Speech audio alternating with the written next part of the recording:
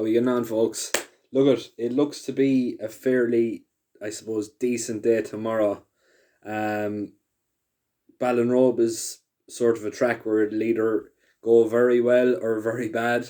It's not really one of the best, I suppose, strike rates for me personally, but we may as well kick things off, I suppose, and I suppose hope for a good day and hope for the good form to continue on now for tomorrow. I have a few horses picked out here. No odds on shots tomorrow, so the chance of, I suppose, making a little bit of money is definitely on the cards. And hopefully, with the horses that I've picked out, a few of them are going to come on home in front. First of all, 105. We are going to go with Crassus at 3-1. It looks to be a very, very decent opener on the cards.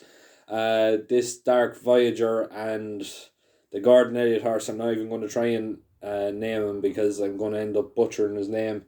They definitely look to be the best two in terms of quality on the flat. Now, the problem there is neither of them have seen a jump in a race course. Now, I know they've probably been well schooled coming from the Willie Mullins and the Gordon Elliott camps, but Ballinrobe is a very, very tricky track first time out over hurdles, especially the fact that it's so tight and it's so, I suppose, the turns are so sharp. It just, I suppose, it leaves no room for error at the end of the day. And the fact that these front two in the market are newcomers to, I suppose, hurdle races, it definitely, I suppose, leaves an awful lot of questions over their heads. Crassus, on the other hand, has had experience over hurdles. That was a very good second to Dufflecoat, who has since gone on to, I suppose, boost that form. I know it was a 1-6 shot that day, but it still won very, very convincingly. And it definitely looks to be an exciting novice hurdler for the year ahead. 3-1 is definitely the best price in the top three. I definitely think it's between the top three. I'm not going to write off, I suppose, a winning debut over hurdles for one of the, I suppose, other two in the market. But if you're looking for a safe bet, Crassus definitely will give you your run for your money, and at 3-1, I don't think you can really go too far wrong.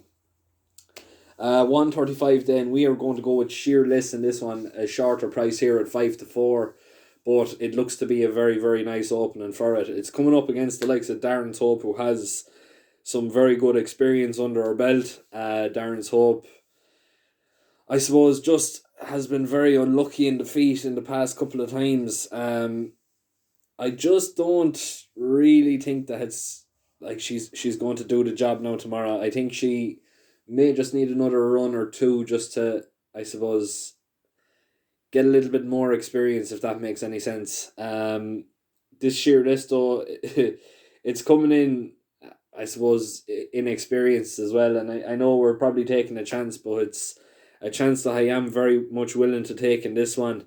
It looks to be a fairly weak contest overall. I think the first two home is either going to be Shearless and Darren So, providing they all stay up.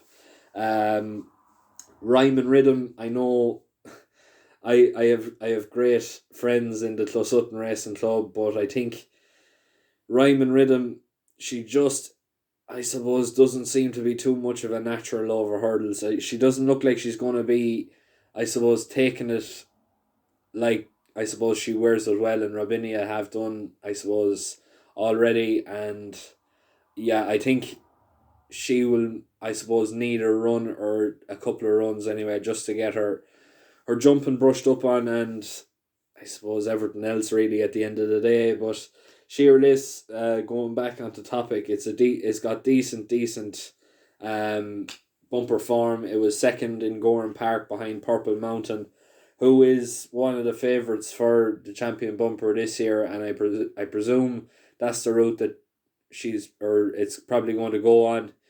Shearless has definitely got some good point to point and experience as well, so that's going to stand to the test. And 5-4, it's a sharp price, but it's a fairly weak field, and it should be plenty, I suppose, good enough to go on and win here now today. 205 then, another short enough price, but this is going to be the next best of the day. We're going to go with Grim Star for the Sam Curling team at 5-4. Really and truly, this one is dropping down massively in class. If this horse gets beaten, I don't know where it's going to find a better opportunity to go and win a race here.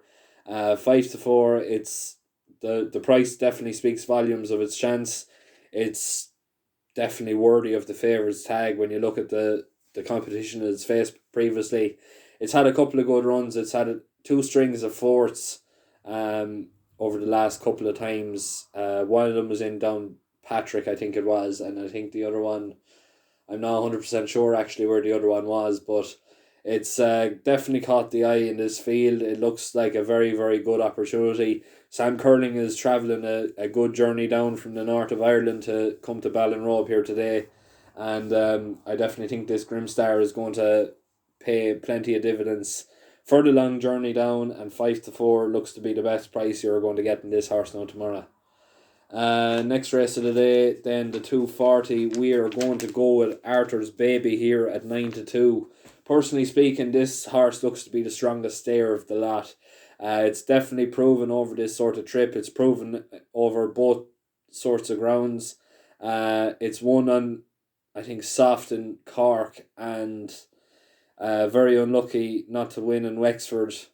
It fell in Punchestown. It didn't fall, but it unseated Philip Enright. And it won very, very convincingly in Listowel last time out. Really and truly, Ballinrobe is definitely going to suit this horse here now tomorrow. Look at Mark McNiff is another man, is Sligo man. Not too far away from Ballinrobe, but still it's a little bit of a journey. But I definitely think that he's going to have this horse well primed. Mark McNiff is having the season of his life. I don't think he's ever had a season quite like this before. Philip Enright gets a lovely tune out of this Arthur's Baby, and I definitely think that 9-2 is a massive price. It's definitely well worth getting on, and I think it's going to be very, very hard to beat. It should, I suppose, take up the run and coming into the final bend with one fence to go, and it should be pretty much pulling clear at that stage. I would definitely think that this Arthur's Baby has a very, very good chance tomorrow, and at a very, very good price at that. 3:15, we're going to go to nap of the day here now. We're going to go with Oscar Academy at 3-1 for the Gavin Cromwell team. This race, I suppose, in particular, has an awful lot of question marks over the field. There's an awful lot of doubts in among, I suppose, most of the horses here, whether they're going to actually stay out the trip. Especially over the chase and fences. It looks to be very much playing into this Oscar Academy's hands here. You put back to the Ollie Murphy days when it was running over the stay and hurdle trip. It picked up some very good wins, so it's definitely proven over that sort of trip. It's proven that it's definitely going to stay, no matter, I suppose, what way you I suppose go about it. It looks to be the stable's first string as well, although the market really doesn't speak that way with McNamara's mount. I think it's Brex Drago ahead of it. I know it's a higher rated horse, but it's just, there's definitely an awful lot of doubts about it going over this sort of trip. And it's proven to, I suppose, run a fairly decent race in behind some very good types. When it was, I suppose, running the last two times, I think it was sixth both times, but definitely caught the eye. And I definitely think Oscar Academy will definitely have the limelight in his eyes now tomorrow. 3-1 is a brilliant price. I definitely think he's going to go off much shorter than that. But regardless, I really don't think this horse is going to be beaten. I can't make a case for any of the others simply because there's too many question marks over their heads, and the fact that this horse has proven to stay this trip and has proven to run a fairly decent race in fairly decent company before, over the chasing fences, it looks to be his race to lose at the end of the day. 3:50 then, we are going to go to Keen Kyle at 3-1, another decent, I suppose, horse that has proven to like this sort of, I suppose, track as well. He's a lovely front running sort. He's getting on in life now. I think he's definitely touching the veteran stage if he's not already in it. I definitely think he's He's over the 10 year old mark now at this stage. He won a very, very impressive race last time out. Around Ballinrobe. Now I know he fell actually last time out, but he was still running a very, very good race. This track is definitely going to suit him. I think he's going to go a good clip out in front, and if the jumping holds up, he is going to be very, very hard to peg back. I would expect to see him take a 10 to 15 length lead from the very start, and with the help of God, he'll, I suppose, keep it up and run out a fairly convincing winner now tomorrow. Next race of the day, I think it's the last race of the day as well. Yeah, the 4:25. We're going to go on an each way shout here now. The only each way shout we're going to go on now today. We're going to go to all the chimneys at 5-1. Really and truly, look at it's a horse that's getting on in life at the end of the day. But as the saying goes, there's still life in the old dog yet. He run a very good race. I think it was in Punchestown last time out. Went second behind a very decent rival and had some very decent horses in behind him as well that day.